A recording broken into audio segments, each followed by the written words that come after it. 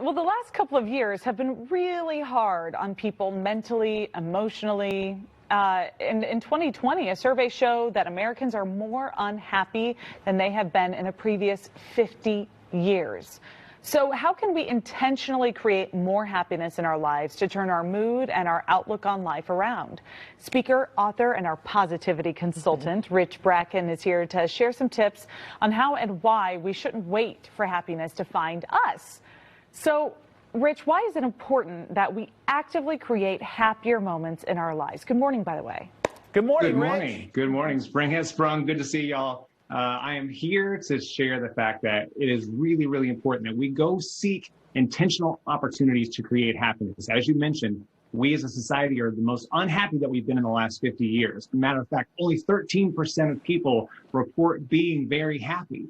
So it's really important that we don't sit back and wait for those opportunities to come. We can do little things, small, easy things, and actually really fun things on a daily basis to increase our happiness. And it has a ton of benefits that come with that. But it's really important that we take that intentional time to be happier on our own every single day.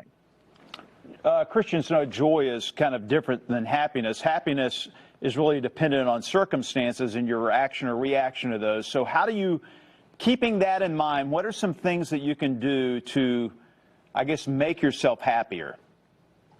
Absolutely. Yeah, and that, you hit the nail on the head, Mark, as you always do.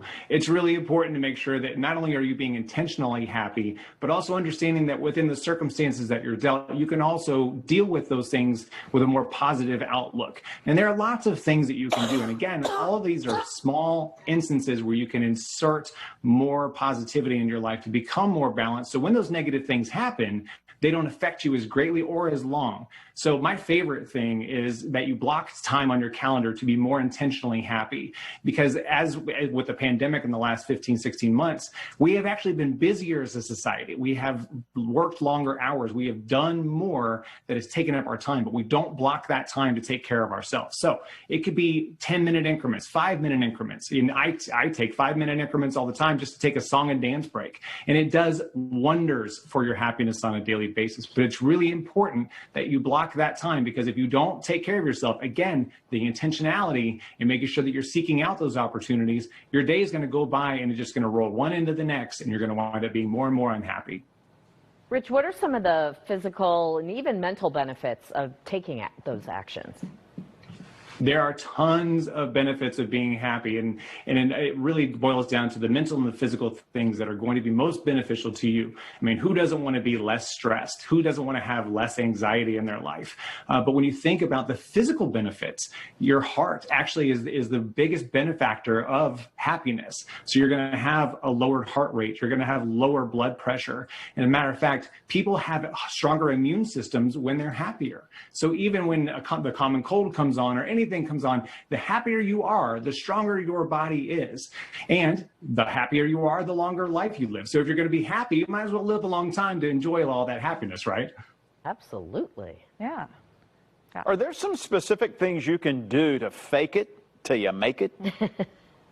All the time. You can fake it till you make it. Because again, it's all about the little things, because things may be really tough. And for a lot of us, they are. Obviously, we wouldn't be as unhappy in a society as we are if things weren't difficult. So it's all about tricking your mind into thinking that you are happier. And so by doing the little things, taking the 5-minute song and dance breaks, taking the 5-minute journal breaks, doing the thing, getting out and going for a walk, those things will actually train your brain to be happier. It's kind of like mental cardio, but a lot more fun. So taking that time to fake it till you make it, like you said, will train your mind and train your body into being happier.